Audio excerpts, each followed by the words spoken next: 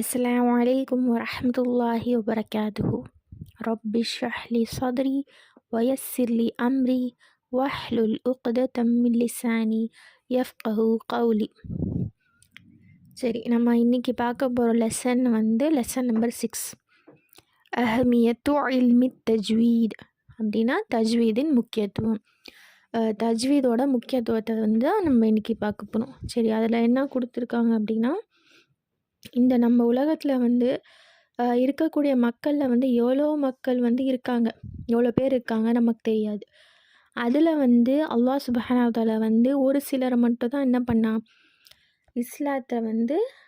இஸ்லாத்தோட ஒரு மதத்தை சூஸ் பண்ணி ஒரு சிலரை மட்டும் தான் நேர் வழி காட்டினான். அதே மாதிரி ஒரு சிலரும் அல்லாஹ் தெரிஞ்சுக்கிட்டு மாறியும் வராங்க, அல்ஹம்துலில்லாஹ். அதே போல் இப்போ குர்ஆனுடைய தஜ்வீதை அழகான முறையில் நம்ம ஓதணும், அந்த ஒரு ஆசையை, ஒரு ஆவலை நம்ம கற்றுக்கணும் அப்படின்னு சொல்லிட்டு அந்த ஒரு ஆவலை கூட அல்லாஹ் என்ன பண்ணியிருக்கான், ஒரு சிலருக்கு மட்டும்தான் அது கொடுத்துருக்கான். இதில் நம்ம எல்லாரும் அல்ஹம்துலில்லாஹ் இருக்கோம். அந்த ஆவலோட, அந்த ஆசையோட நம்ம அல்ஹம்துலில்லாஹ் இருக்கோம். இப்போது இதுவே இந்த கிளாஸ் ஸ்டார்ட் பண்ணும்போது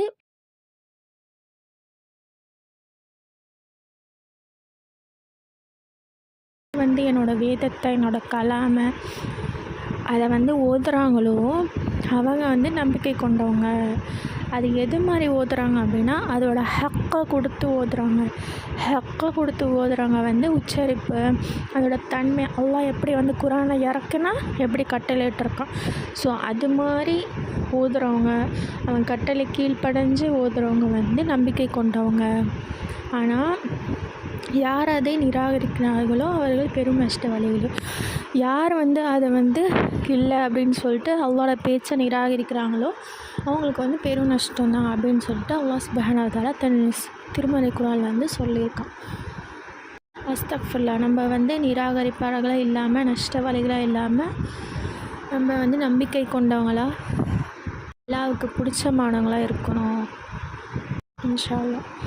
சரி, நெக்ஸ்ட்டு இந்த வசனத்தை வச்சு இப்னு மசூத் ரலியல்லாஹு அன்ஹு அவங்க என்ன சொல்கிறாங்க அப்படின்னா, ஹக்க திலாவத்திஹி, இப்னு மசூத் சொல்கிறாங்க, ஹக்க திலாவத்திஹி, ஓதுபவர் ஓதுவதின் ஹலாலை பேணி ஹராமை தவிர்த்து அல்லாஹ்விடமிருந்து எவ்வாறு அருளப்பட்டதோ அவ்வாறே அதனை ஓதுவதாகும். இது இப்னு கஸீரில் இடம்பெற்றிருக்கு, தஃப்சீர் இப்னு கஸீரில். சரி, இப்னு மசூத் ரலியல்லாஹு அன்ஹு என்ன சொல்கிறாங்க அப்படின்னா, ஹக்க திலாவத்திஹி, அல்லாஹ் என்ன சொன்னால் அதை வச்சு தான் அவங்க பேசுகிறாங்க. அவங்க என்ன சொல்லியிருக்காங்க அப்படின்னா, ஹலாலை பேணி ஹராமை தவிர்க்கணும் அப்படின்னு சொல்லிட்டு. ஹலாலை பேணி அப்படின்னா, இதுக்கு முன்னாடி நம்ம லஹன ஜலி, லஹன ஹஃபி அப்படின்னு சும்மா அந்த ஹெட்டிங்ஸ் மட்டும் தான் ஒரு பாயிண்டில் பார்த்தோம். ஆனால் அது உள்ளே என்ன இருக்குதுன்னு சொல்லிட்டு எக்ஸ்பிரஷன், ஜலினா என்ன, ஹஃபினா என்னன்னு சொல்லிட்டு நம்ம பார்க்கல, லஹன ஹஃபினா என்னன்னு சொல்லிட்டு நம்ம பார்க்கல.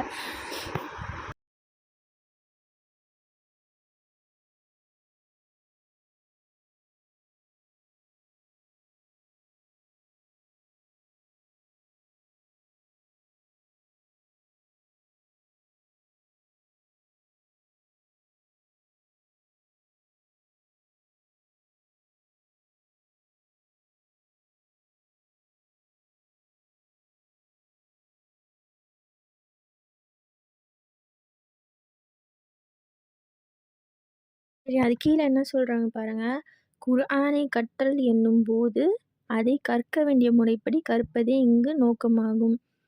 இப்போ நம்ம குர்ஆனை கற்றுக்கிறது அல்லாஹ் எப்படி இறக்குனானோ அதே மாதிரி கற்றுக்கிறது தான் இங்கே நோக்கமாக இருக்குது. நெக்ஸ்ட்டு என்பது நோக்கம் முறைப்படி என்பது தஜ்வீத் முறைப்படி குர்ஆனை கற்பதன் குறிக்கிறது. இதை எதை சொல்கிறாங்க அப்படின்னா, அல்லாஹ் எப்படி இறக்குனா, குர்ஆனை தஜ்வீத் மூலமாக தான் இறக்குனான். ஸோ நம்ம தஜ்வீதை கற்றுக்கிட்டு அதை நம்ம குர்ஆன் ஓதும் போது அப்ளை பண்ணி படிக்கணும். ஸோ அந்த தஜ்வீதை தான் இங்கே குறித்து இது சொல்கிறாங்க. சரி, அது கீழே நெக்ஸ்ட் என்ன கொடுத்துருக்காங்க அப்படின்னா, தஜ்வீத் என்றால் என்ன, தஜ்வீதுனா என்ன. தஜ்வீத் என்பது ஜவ்வத என்னும் வினைச்சொல்லின் வேர்ச்சொல்லாகும். ஜவ்வத என்னும் வார்த்தை அழகாக்குவது, இந்த ஜவ்வதை வந்து ரூட் வேர்டு, அதுலேருந்து தான் நமக்கு வந்து தஜ்வீத் அப்படின்னு சொல்லிட்டு வந்திருக்கு. ஸோ இந்த ஜவ்வதோட மீனிங் என்ன அப்படின்னா, அழகாக படிக்கிறது, தெளிவாக ஓதுறது, தெளிவாக்குவது, அப்புறம் சரியாக செய்வது போன்ற பொருள்களை பயன்படுத்துகிறது. ஸோ இந்த மாதிரி மீனிங்லாம் வச்சு வந்து இதை சொல்கிறாங்க. எதை அப்படின்னா ஜவ்வதை, அதை வச்சு ரூட் வேர்டை வச்சு அப்படின்னா அழகாக்குவது, அப்புறம் தெளிவாக ஓதுறது அப்படின்னு சொல்லிட்டு. நெக்ஸ்ட்டு இது வந்து பார்த்துட்டோம். இப்போ நெக்ஸ்ட்டு வந்து இஸ்லாமிய மார்க்கத்தில் வந்து தஜ்வீத் எப்படி இருக்குது அப்படின்னா, இஸ்லாமிய மார்க்கத்தில் தஜ்வீத் என்றால் அரபி எழுத்துக்களின் உச்சரிப்பையும் தன்மையையும் அறிந்து முறையாக அதன் சட்டங்களுடன் குர்ஆனை ஓதுவதாகும்.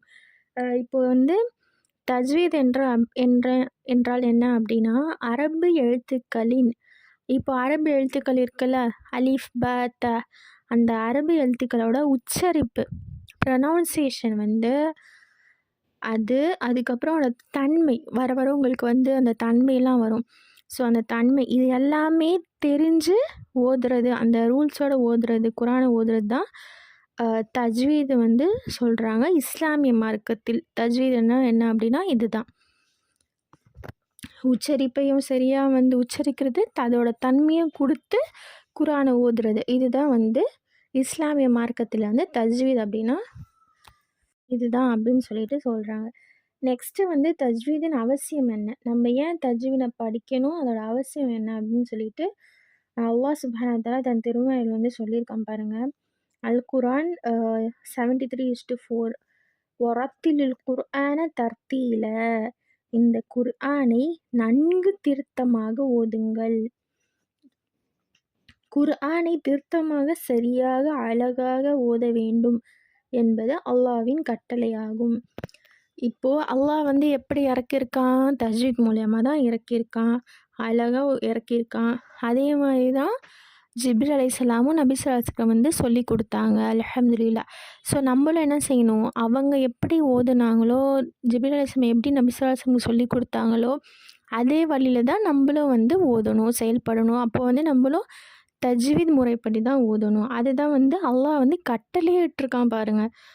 ஒரத்திலில் குர்ஆன தர்த்தீல, நீங்கள் என்ன செய்யுங்க, குர்ஆனை நல்லா திருத்தி அழகாக சரியான முறையில் வந்து குர்ஆனை ஓதுங்க, இது வந்து என்னோடய கட்டளை அப்படின்னு சொல்லிட்டு அல்லாஹ் சொல்கிறான்.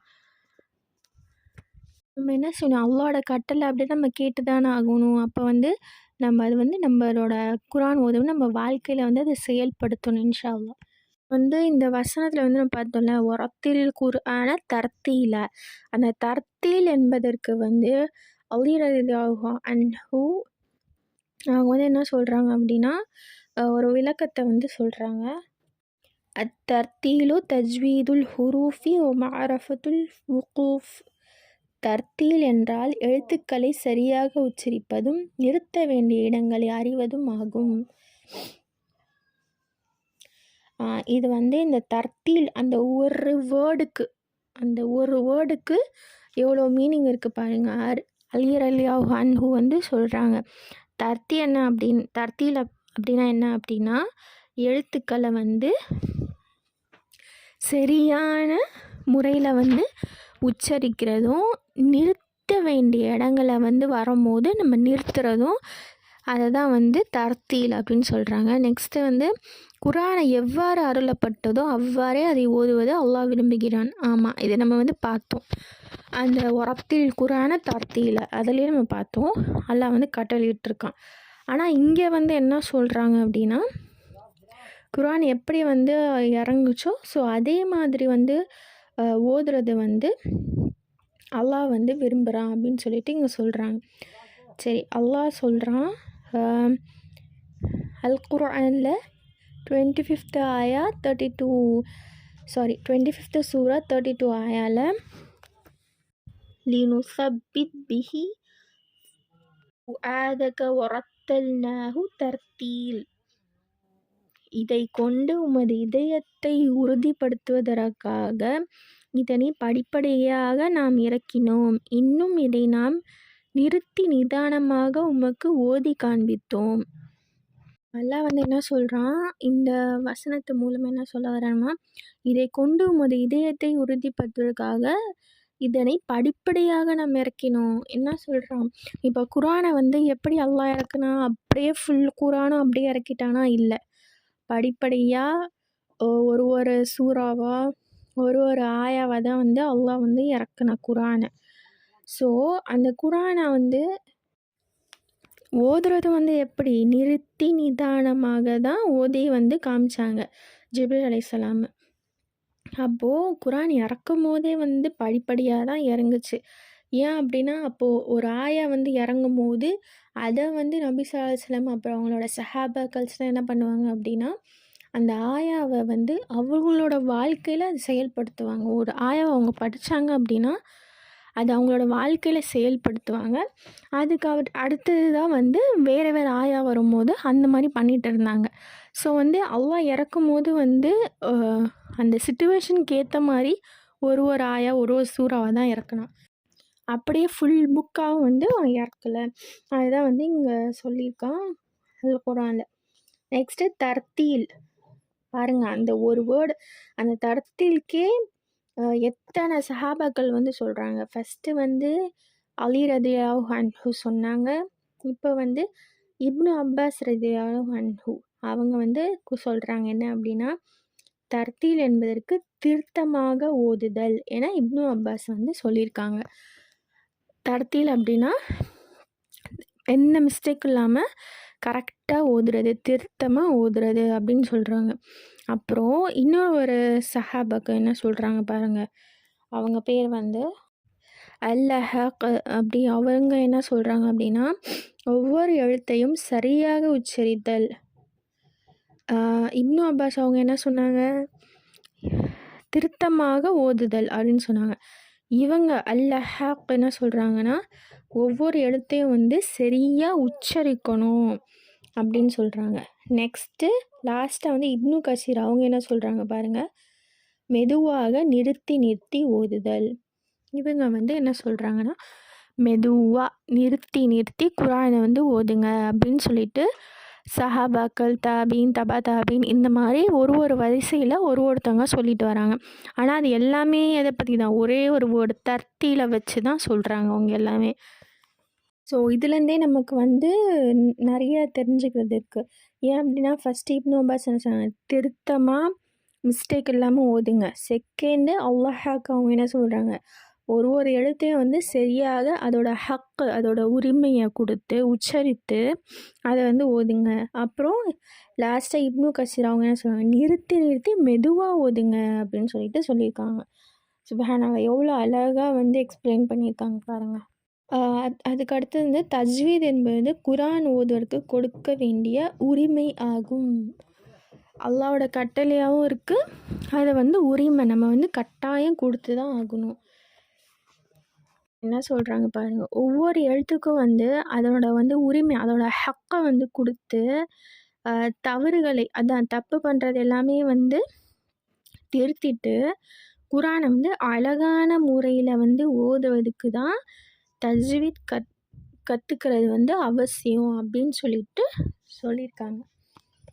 இவ்வாறான தவறுகளை லஹ்னு கஃபி மறைவான தவறுகள் என்றும் லஹ்னு ஜலி வெளிப்படையான தவறுகள் என்னும் மார்க்க அறிஞர்கள் இரு வகையாக பிரித்துள்ளனர். இவற்றை பற்றி தனித்தலைப்பில் பார்க்க இருக்கிறோம்.